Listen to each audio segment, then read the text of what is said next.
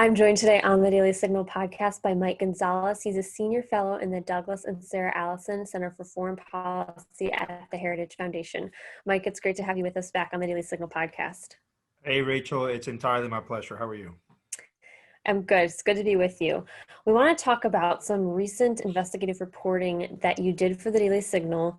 And in an exclusive op-ed, you found that Alicia Garza, who's one of the three founders of the Black Lives Matter organization, had partnered with a left-wing San Francisco group that has been known to carry water for China, the Chinese Progressive Association San Francisco.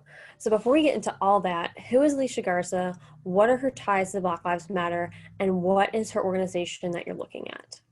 Well, Alicia Garza is, it's best to think of her as somebody who sits atop an expansive global revolutionary network. She founded the main Black Lives Matter organization. In fact, she came up with the slogan.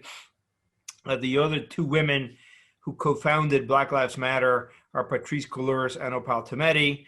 All three of them are committed Marxists, anti-capitalists. Alicia Garza has said many times that she wants to smash capitalism, that one cannot reach liberation in capitalism. And one of the ventures that she has is the Black Futures Lab. The Black Futures Lab is a fiscally sponsored project of the Chinese Progressive Association of San Francisco. That is an outfit that was created in 1972 at the height of the Cultural Revolution by a militant, actually paramilitary group called I Work Kuen.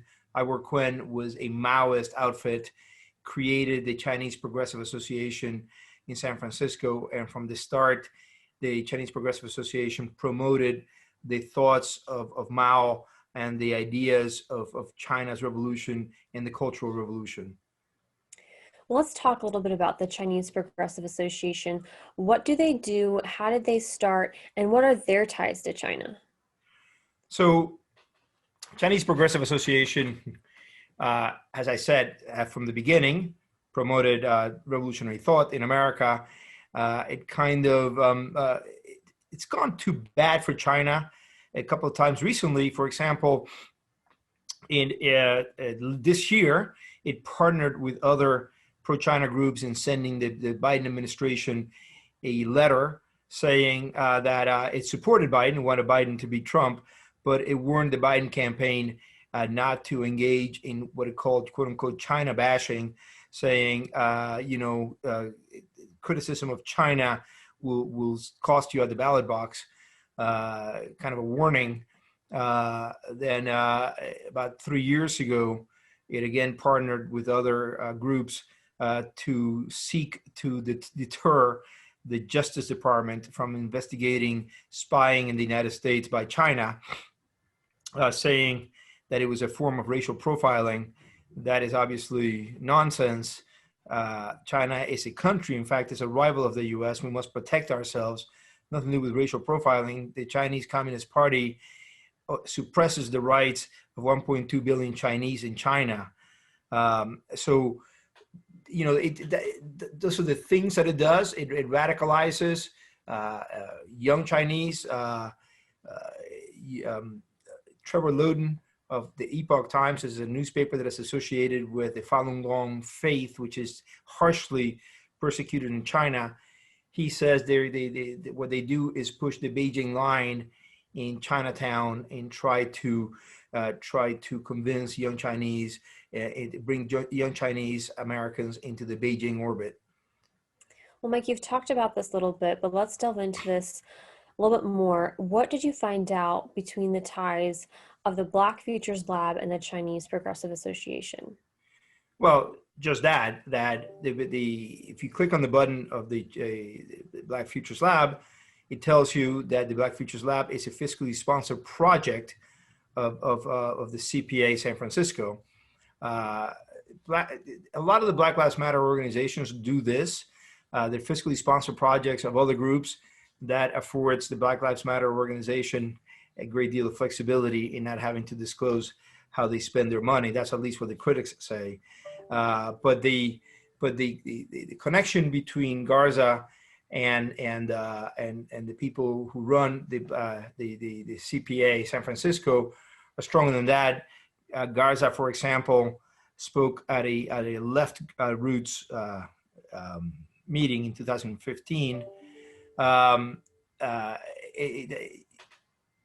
She I think she's a member also of Left Roots. I have to double check that. And Pam Tao Lee, one of the founders of CPA San Francisco, is also a member of Left Roots. Well, since the Black Futures Lab isn't Black Lives Matter, but a different organization, why do you think that they're both connected? Well, the Black Futures Lab does say on its website that it partners up with the Black Lives Matter. Everything under Alicia Garza is the same, is as I said, they are ventures of the same empire. And the Black Futures Lab, I believe, is kind of a lobbying arm of the whole entire thing. Black Lives Matter, I'm talking about the organizations. Obviously, nobody disagrees with the sentiment. I'm talking about the Black Lives Matter Global Network, partners with the Movement for Black Lives, partners with the Black Futures Lab. They all crisscross and coordinate their moves. And the Black Futures Lab says that on its website that it helps the Black Lives Matter organization. Well, in your report, Mike, you talk about how the threat of foreign interference in our domestic affairs is really a serious matter. Do you think that's what's going on here? Well, one has to investigate. Let's put it the other way. Let's put it another way. If the same thing were happening with Vladimir Putin's Russia, let's say that far-right zealots were destabilizing our country and our cities and calling for an ethno-state, and you were to find that one of them was fiscally supported by a group in America that has supported Russia, and that has, for example, one of the things that CPA San Francisco has done, it creates this thing called the China Education and Exposure Program, which brings Americans and people China, thought leaders in China together to help Americans understand better the revolutionary thought of China. They meet there with people from the party, the CPP, the Chinese Communist Party, but also with non-party people. If the same thing were happening with Russia and right-wing protesters, you can bet your life that it would be on the front page of newspapers. Mike, what do you think China is looking to achieve in the US in 2020? And even on a broader angle, how does China insert itself into American life currently? Well, we know for a fact that China gives moral support to the Black Lives Matter organizations. Let's not forget that according to a paper that was released last week, the BLM organizations are related to 95% of the riots we have had this summer. So the link is very strong. China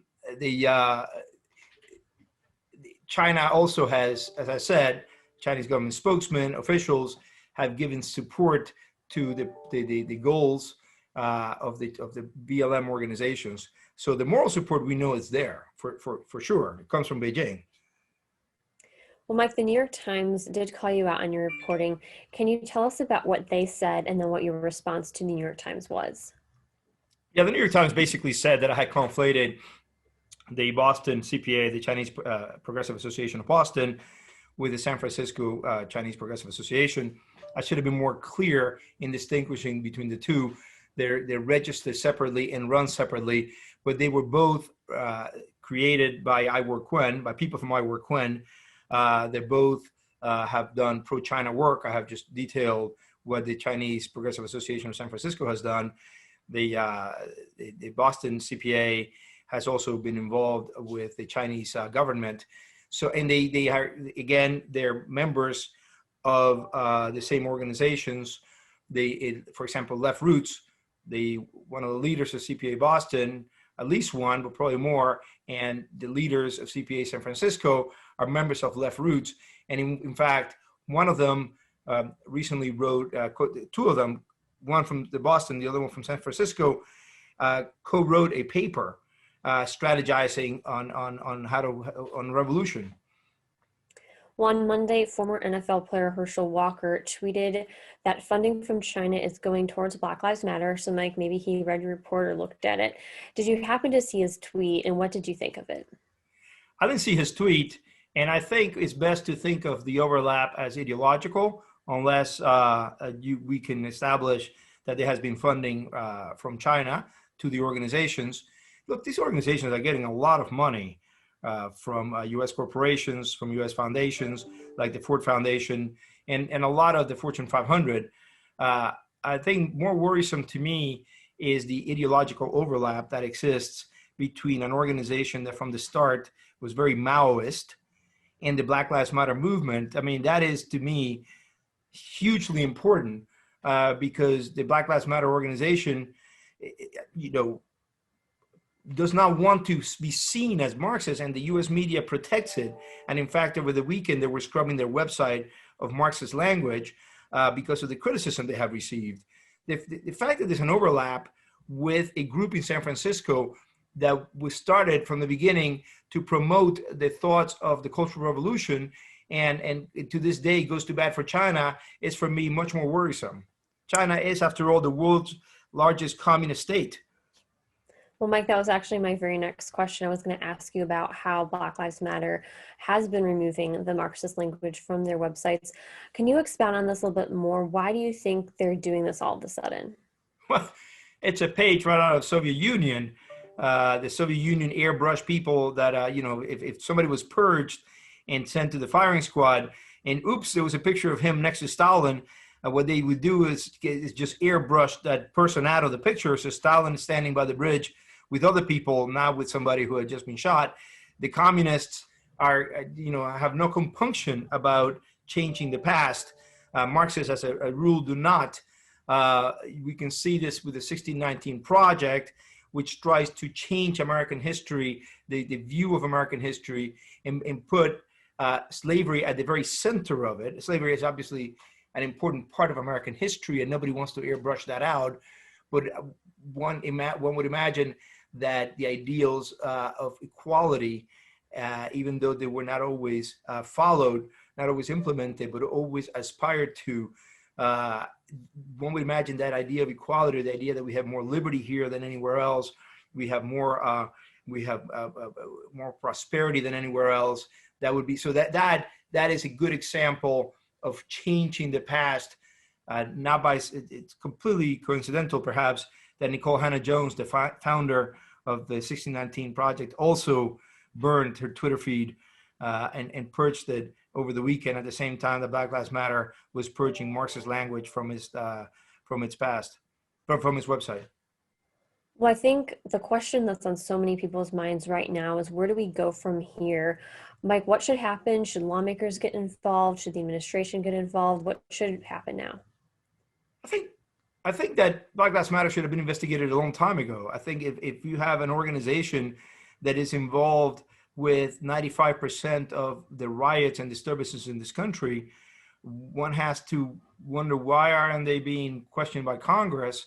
I think the fact that they have this overlap with this pro-PRC group in San Francisco is also a matter that should interest Congress. It should interest the media. The media has been really faltering here. Well, lastly, Mike, you've been doing a lot of research, a lot of writing, and everything that you've done in the past couple of days since all this has come out. What particular thing, if there's any one thing you could put your finger on about what was most surprising to you, what would that be? Nothing really surprises me. That didn't surprise me, that the Black Futures Lab is a fiscally sponsored project of a pro-PRC group in San Francisco. I am surprised that the media, the New York Times, did what it did. I was a bit surprised, but not really. I was a journalist for 20 years. I've never seen journalism like this. I have never seen such biases in reporting. Obviously, I write my opinion. I no longer report he said, she said. But those who should write he said, she said, and should be vetting what is happening in the country, should be working in the interest of the American people. Well, Mike, thank you so much for spending time with us and for talking about all this on the Daily Signal podcast. It's great to have you with us. Thank you, Rachel.